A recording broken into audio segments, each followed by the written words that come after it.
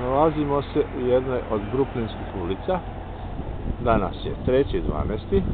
Pogledajte samo ovo šta se dešava. A to je, ali stvarno nevjerojatno.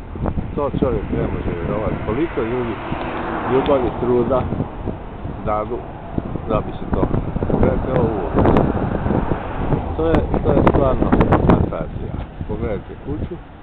Pogledajte ovo kako to sve divno, prekrasno izgleda. To su milioni lampica, ali stvarno milioni lampica.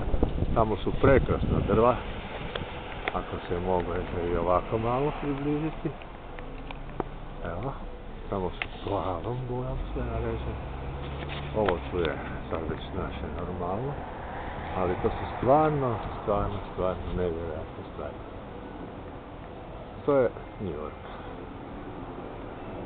Eto, jedan mali